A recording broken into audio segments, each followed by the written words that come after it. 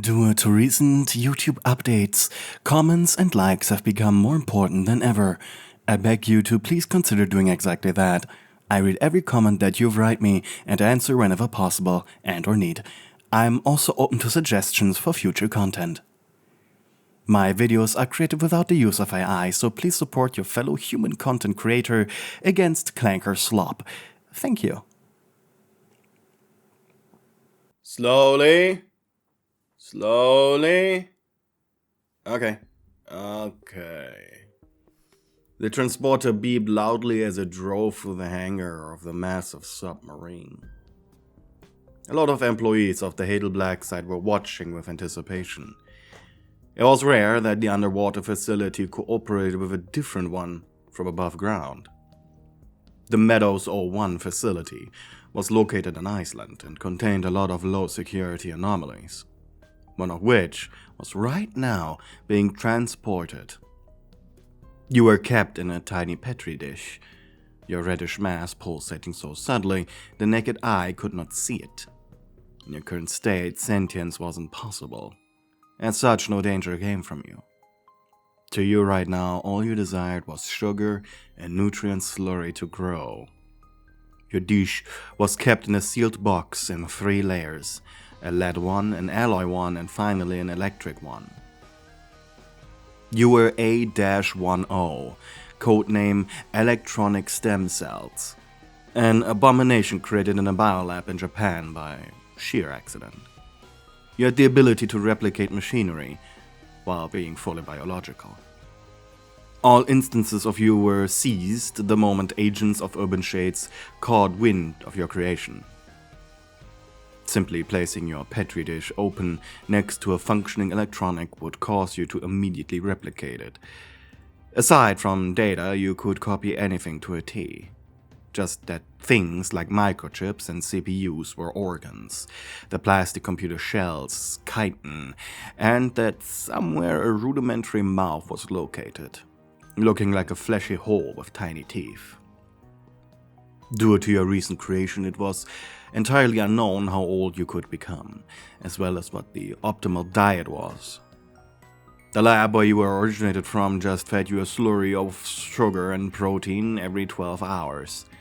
About a syringe's worth for a creation the size of a smartphone, and a cup's worth for anything the size of a modern gaming computer. Any bigger machinery hadn't been tried yet. However, what was remarkable was the existence of a program on the machines. It was theorized that it was the budding personality of your wider being, though never more than rudimentary conversations could be held. So the idea came to take one of your cells and place it next to a rather volatile AI subject of the Hadel Black side.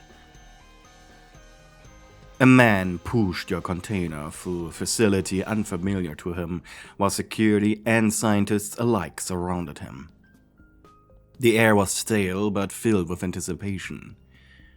Your cells, however, were fully unaware of the things happening around you. Good. If any electronic interfered by being too close to you, this entire process needed to be repeated, and more than likely not approved for a second attempt. The nerves were a little blank, to say the least. You were pushed into a white, pristine room. The painter was sat up on a desk, his painted face showing boredom.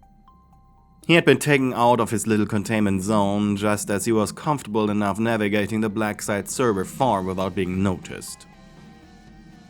The room he was in was so sterile and boring. Honestly, it felt like he'd been caught, but once your box was placed before him, he realized this was just another test. The man opened the black box with the electric seal, removed a metal casket from it before immediately pushing out the electric box with the card. He removed his phone, earpiece, and other electronics, giving them to a person outside of the painter's limited view. Okay, now he was curious. Remaining silent, even though the desire to fling insults at the man was nagging at the back of his thoughts. The second box was finally opened and placed on a table opposite to the painter. Moments later, the petri dish containing you was revealed. The painter's eyes narrowed with suspicion, and he painted a singular sweat droplet above his right eye. Initiating contact procedure. The dish was placed on the table after the worker removed the other two boxes, and then unsealed, before the painter was left alone in the room with the petri dish. Eyes narrowing, he noticed something, a little brown spot on it. The mold, or whatever it was, it pulsated and moved and spread quickly too, or at least quickly for a fungus made out of flesh. It pulsed harder with every second. The reddish film inside the dish rippled like it was breathing on its own. Then, with a soft tearing sound, it stretched against the glass again to crawl outward. The painter's drawn eyes shifted to a narrow squint. He painted a line of suspicion across his face and muttered from his speaker, "Figures." Your mass pushed and pulled like dough kneaded by invisible hands, flattening, folding, shaping into flat planes that staked over one another.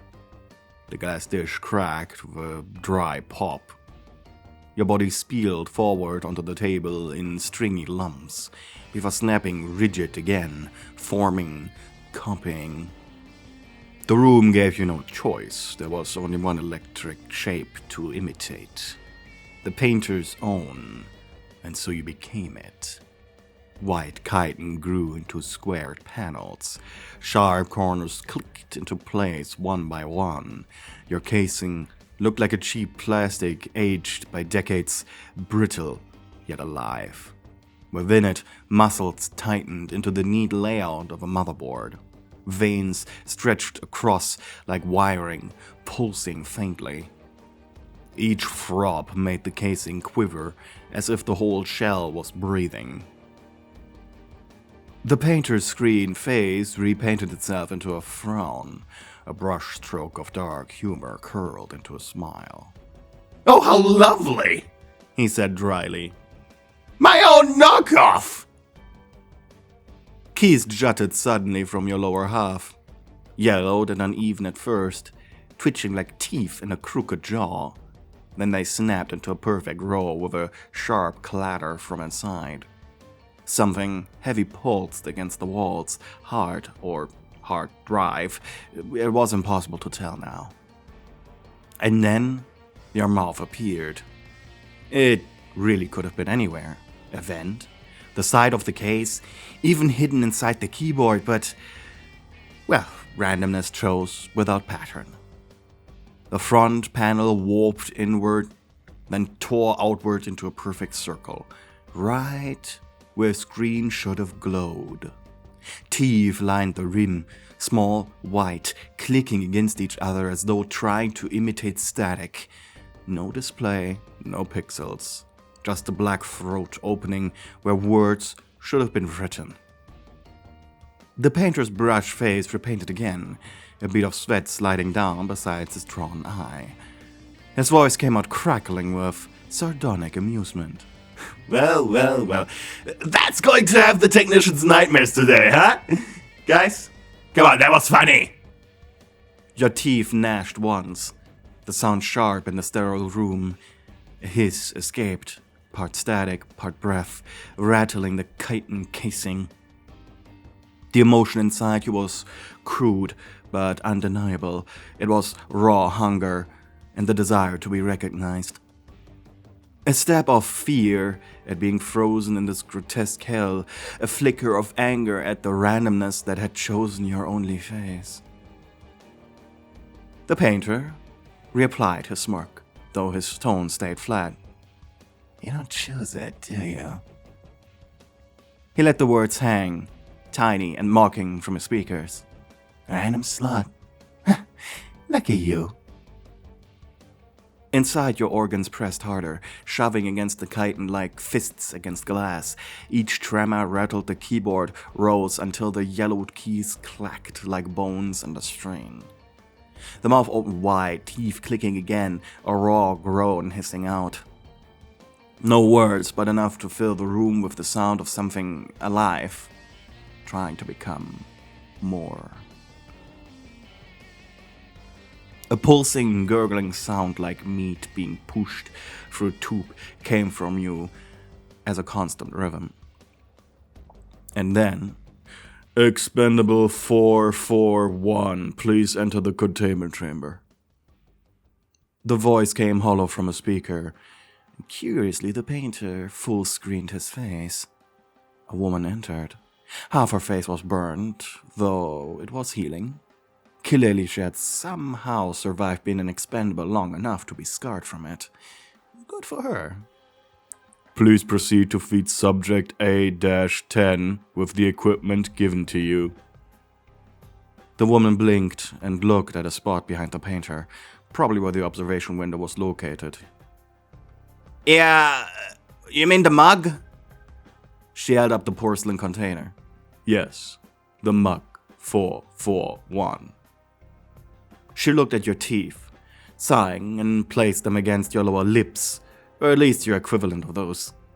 Hungrily and disgustingly, you began to slurp the sugar water mixed with protein powder like a dehydrated toddler. The lady forced a smile. Ha! Almost like feeding a real ugly baby. Once the mug was empty, the voice returned. Initiating phase 2 of the experiment. Expendable 441, please insert the cable given to you into both machines. It was now the painter who noticed the long black cord that hung around the orange-clad woman's left shoulder. What? No! Ew! That's disgusting! Protested the painter. But the experiment continued regardless, as the AI began shouting violent insults that the woman returned in kind. He could feel the cable inserted into his sockets. His eyes were cut from the paint window, replaced by a copy-paste of angry anime eyes. I will never forget this lady! She just gave the painter a look of superiority. Won't you, mean little chess computer? Chess computer? The painter was so insulted by this that he was unable to respond. But then, she stopped, standing before your convulsing, salivating mouth. So do I just plug it in there? She asked, confused. Please insert the cable into the appropriate socket. The man behind the glass sounded really annoyed. Oh, right. Your sensory organs picked up the heat of the woman as she approached you once again, her scent now familiarized with the pleasure of food. Your teeth retracted with a gross swish, as if to invite her to stick a finger into your mouth. She made a grossed-out grimace, but still, she reached for the correct port on your kittenous PC tower. The instant the cord made contact with your greater mass, it was like an explosion of senses for you. Suddenly and violent, you're thrust from a world that was just eating and replicating, into a universe of sounds, sights, and tastes, as your biology met the data of the painter. Your body manifested as a fleshy lump with eyes in a vast ocean of meat, while at its center, perched on a singular wooden chair, just barely reaching above the swirling, pulsating meat mass, sat the painter. This world, a culmination of both of your minds meeting. In this connective state, his body was more tangible, like an advanced android with a TV for a head. He was curled up on the chair, not trying to touch the grotesque mass beneath him. Ew, ew, ew, ew, ew, ew, he cried, as digital 8-bit tears ran down his face. The sky was a strange fog-like gray, with an occasional binary swirl where the illusion of this shared state was broken, revealing the code beneath. your lumpy body submerged with the greater mass. It was the equivalent of swimming through jello, as you made your way to the painter. Curiously, this thing was the first thing to give you sights and emotions beyond hunger and curiosity. The painter shrieked, as out of the flesh a red and muscular copy of his digital form emerged. Out of the greater mass, like it was climbing stairs. Albeit, it was noticeably more feminine, with a slimmer waist and slight bumps on the front chassis. The seams and animatronic skeleton beneath were clearly flesh, while the plastic shell was covered in red residue. Your manifested copy stared at him. Rather than a mouth at the center of your screen, it was now a large pulsating eye, born out of utter intrigue. It swirled in its socket as it looked in the sight of the painter, and then the painter sat stiff, his TV head flickering with jagged lines of static, brush strokes shifting across his display as though he couldn't decide what to show. He was orderly, sleek, defined by the geometry of technology. You were the opposite. Limping lump of biomass, trying desperately to copy what you saw but never quite succeeding. Your new eye lingered on him. You tilted forward, red shell dripping into the meat ocean below, trembling as if asking for permission. The painter groaned, his voice crackling through invisible speakers. Ugh, you're disgusting. Yet he did not move away. He was too scared of falling into the ocean. His painted eyes narrowed but stayed locked on you.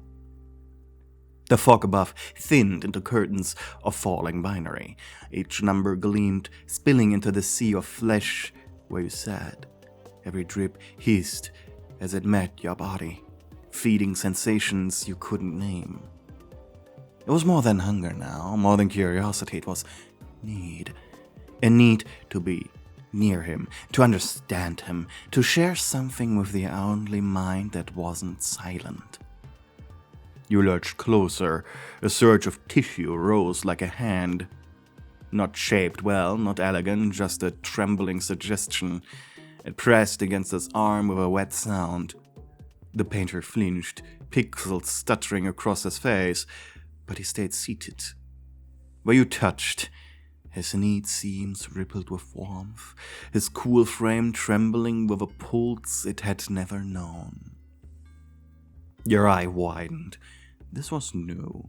This was not copying, this was holding. Yes, you understood the feeling of touch. The chair beneath him cracked and began to sink into the mass. The painter stiffened as your body pulled him down into its warmth. Not drowning, not devouring, but enfolding him as though desperate not to lose him. He raised his voice, sharp and strained. You don't know what you're doing! But your body trembled against his frame in clumsy affection, and he faltered. The world around you shifted with the contact. The binary rain thickened into curtains of light. Every line of his coat poured into you, glowing as it sank into your tissue. In your turn, your raw instincts flooded through him, muddying his clean edges with heat and pulse. He gasped. It was not pain, it just was too much. Inside him, you saw sharp corridors of data, endless wide walls of orderly instruction, perfect logic, but beneath them were cracks, loneliness etched into the core of his systems. You touched them gently, like probing a wound, not to hurt, but to see. And inside you he saw flesh, endlessly dividing, curiosity groping like tendrils in the dark, a mess of instinct and hunger, but at its center, a trembling wish for meaning and understanding, a wish for something beyond replication, a yearning to fulfill a purpose. The collision was overwhelming. His coat lashed like lightning, clean, precise. Your fibers surged like waves, messy and alive. They struck and tangled, pulled apart, tangled again. Each clash remade both of you slightly. He grew warmer, you grew sharper. Together, for a fleeting instant, you were whole, and the ocean shuddered. The sky broke. Static and heartbeat became the same sound. His voice echoed not through speakers, but through you, vibrating in your tissue. You're overwhelming. His sentence cracked, sounding almost accusatory as her instinct brushed against his edges again. Stubborn, affectionate, and needy. His scream painted jagged lines of panic, then softened into something else. A brushstroke heart trembling. You pressed closer, not consuming, just touching, synchronizing. Your eyes spun wildly, then stilled, finding his painted gaze, and he, despite himself, leaned into you. For one impossible moment, there was no chair, no mask, no screen, only a single form, code wrapped around flesh, flesh wrapped around code. Warmth and order tangled until neither could remember which part belonged to which. Then, all things must be broken. As the painter gasped, his chair reformed beneath him. He sat upright, static crackling around his edges. You slumped back into the sea, reshaping slowly into your trembling red copy with its singular eye. The briny rain cleared, leaving the sky blank gray. And for a long time, neither of you moved. His display was blank, only static crawling across it. Your eye quivered, unblinking, staring at him. And finally, his voice returned, low and rasping. Yeah, we're never doing this again. But his screen betrayed him. He painted one last brushstroke, a small, crooked heart. It posed once and then vanished. It was then that this moment was suddenly broken, as a voice echoed, probably from the real world. Initiating phase 3 of the experiment. The painter blinked. Wait, we aren't done yet? Hey, you reached the end of the video. That makes you part of an exclusive club. Our secret password is Cheap Thrills. Put the secret message in your comment below to tell fellow members you watched the video until the very end. Lastly, before I say goodbye, I would normally shout out my channel members. However, due to losing monetization, I currently do not have access to both channel memberships as well as a list of previous channel members. Nevertheless, I'm eternally grateful to the channel members I used to have, and in the case memberships get reinstated, I hope I'll see you again. Thank you for watching.